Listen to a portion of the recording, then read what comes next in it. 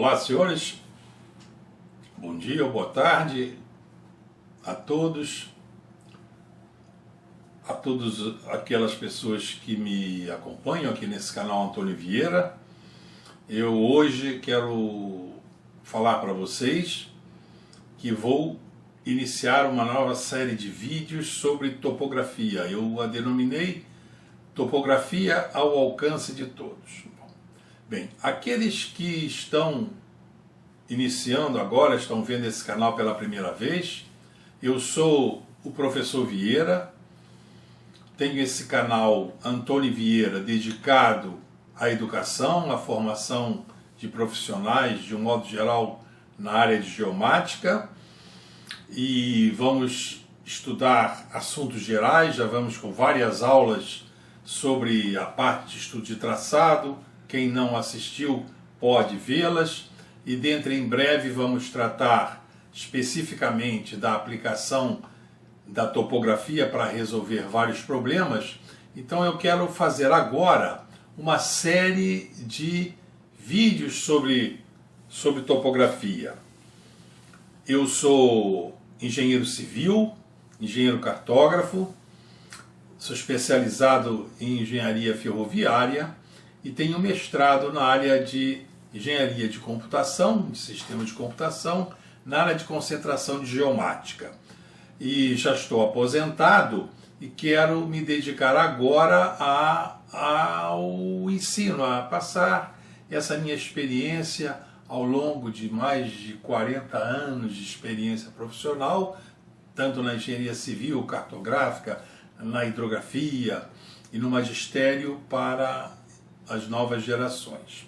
Bom, esta parte que eu quero fazer agora, de topografia ao alcance de todos, ela tem como propósito auxiliar aqueles profissionais que durante a sua vida seguiram outros caminhos e agora têm algum contato com a topografia e estão gostando ou gostam dessa profissão, querem se dedicar a ela, mas já estudaram há muito tempo o ensino básico, fundamental, ou até não estudaram adequadamente, desistiram da escola por série de razões da vida e agora, já adultos, têm dificuldade em retomar esses estudos.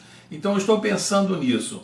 Então eu vou iniciar esses vídeos pela matemática básica da topografia, procurando dar esses ensinamentos básicos a essas pessoas que já esqueceram ou não puderam aprender esses conhecimentos na época certa e em contato com a topografia na forma de porta-miras, na forma de auxiliares de topógrafo, ou então nas Forças Armadas, auxiliando a parte de levantamentos hidrográficos e topográficos, e aí são marinheiros ou cabos e querem prestar concurso para sargentos hidrógrafos ou sargentos especialistas lá do Exército e precisam então dessa base. Ela será útil a todos eles, não só a esses profissionais, mas também aquelas pessoas que querem prestar concursos, até para quem está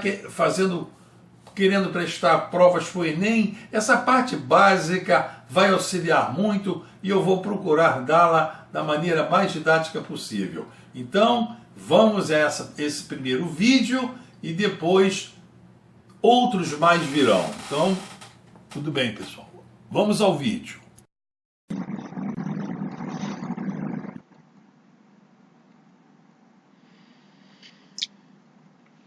Bom, continuando então, como fizemos como dissemos na apresentação, vamos a este vídeo sobre topografia ao alcance de todos. Esse é o tema dessas nossas aulas, é fazer com que a topografia fique ao alcance de todos. Vamos tratar, nessa matemática básica da topografia, de aritmética, de álgebra, de geometria, trigonometria, geometria analítica. vamos fazer alguns cálculos matemáticos, vamos manusear algumas fórmulas complexas usadas na topografia para que vocês se familiarizem com elas e vamos procurar resolver alguns problemas usuais de matemática com essa parte básica para que fique de introdução. A primeira coisa que queremos abordar, primeiro assunto, é a questão de números. Ler e escrever os números, né? Esses números são importantes, não só na topografia, mas no dia a dia em geral. Em todos os tempos, ao longo de toda a história da humanidade, os números foram muito importantes e usava-se para responder às perguntas. Por exemplo, a que distância? Tinha que se ter um número para representar essa distância. Quantos são? Quanto custa? Sem os números, não se poderia representar a resposta a essas perguntas. Por exemplo, na época dos egípcios antigos, né, querendo saber uma distância, definia-se um alinhamento, sabia-se ao longo desse alinhamento a distância que ia ser medida e usavam-se cordas. E nessas cordas colocavam-se nós para representar uma unidade de medida. Então esticava-se essas cordas, iam-se contando os nós ao longo daquele comprimento que se queria medir e o número registrado pela quantidade de nós fornecia a resposta que estariam querendo saber. A que distância? Os instrumentos seguiam, a tecnologia seguia, mas os números lhe davam apoio. Para definir alinhamentos para alocação de obras ao longo de toda a época da Idade Média, esses números eram usados. Definia-se as distâncias, mas era preciso definir-se os alinhamentos, mas as distâncias tinham que ser medidas e eram os números que faziam isso. Os números representavam, como já vimos, essas unidades de distância. A tecnologia, os métodos de auxílio, de apoio às atividades humanas, eles eram desenvolvidos, mas os números estavam ali para auxiliá-los. Por exemplo, quando se queriam determinar se uma obra ficaria em esquadro, se uma distância era perpendicular à outra. Então, naquele tempo, um matemático chamado Pitágoras, ele desenvolveu, ou não se sabe se foi ele que desenvolveu isso, mas o teorema leva o nome dele, o teorema de Pitágoras.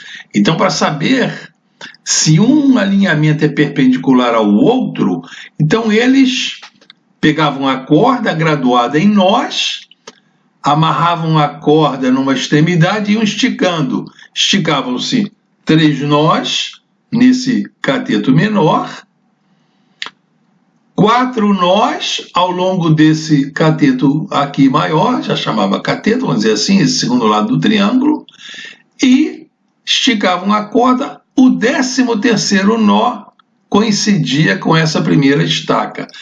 Fazendo assim, esses 2 lados menores desse triângulo estavam formando 90 graus. E os números ali sempre a representá-los. E esse é o famoso teorema de Pitágoras,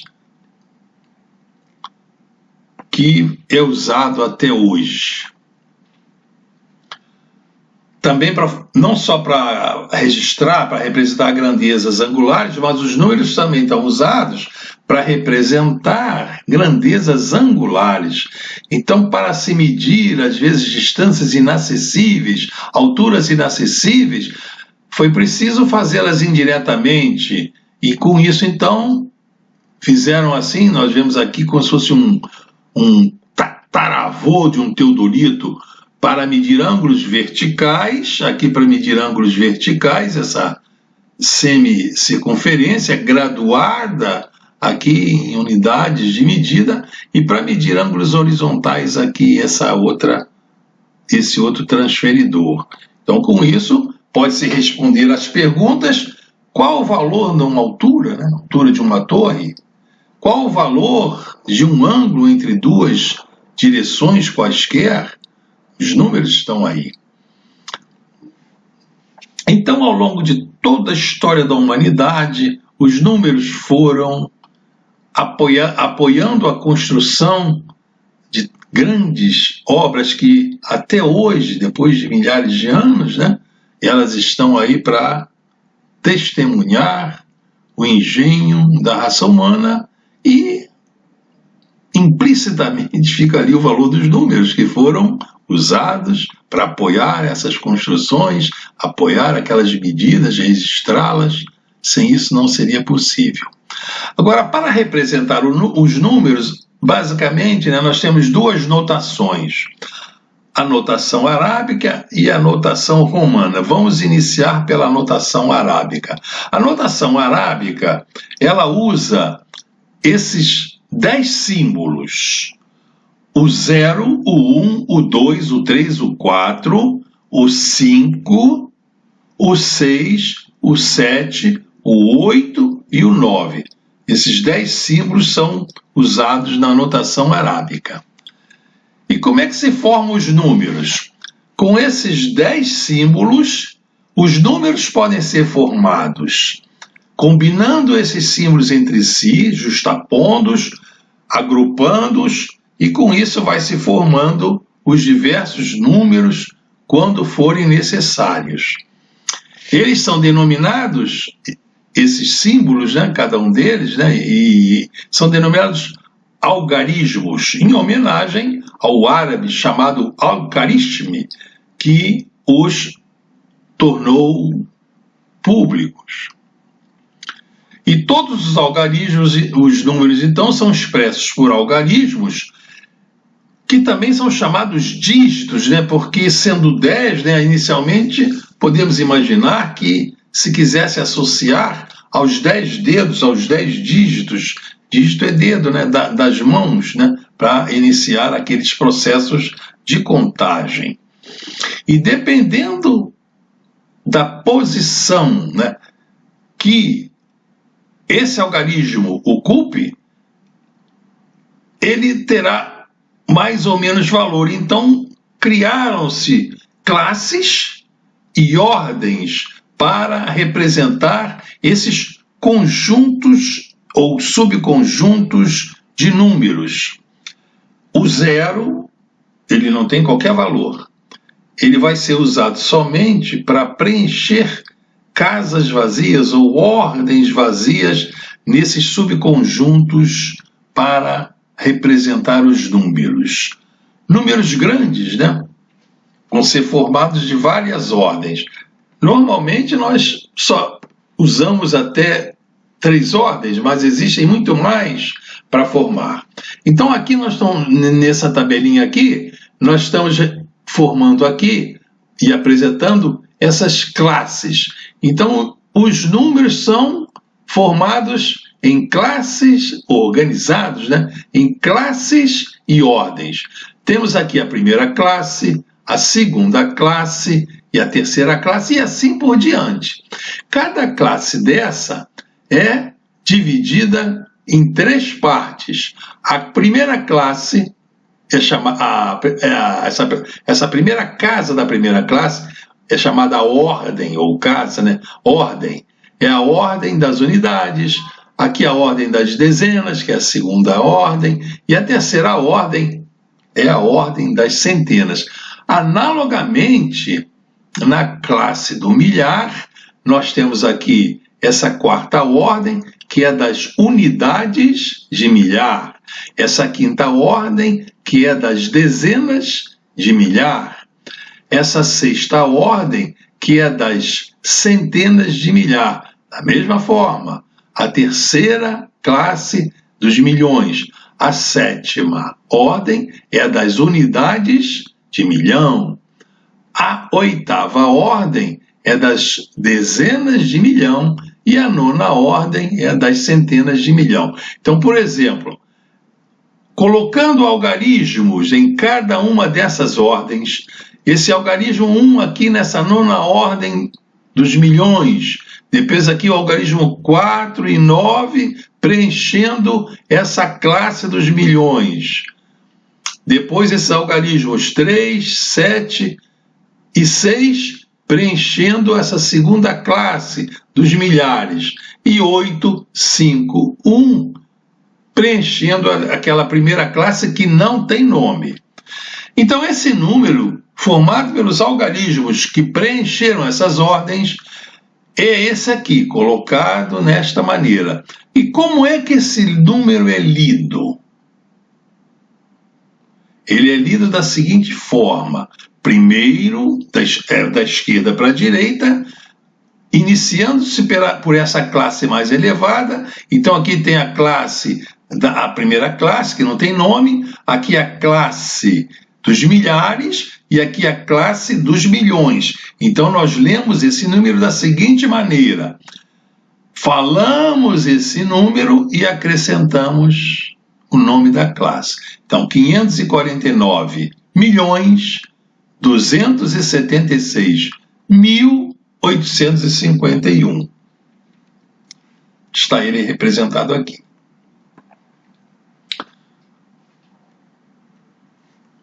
A quinta classe seria aquela classe dos trilhões, né? Números assim grandes.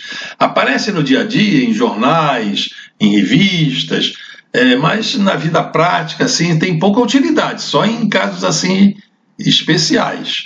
A quarta classe é dos bilhões, a terceira dos milhões, a segunda dos milhares, a terceira não tem nome.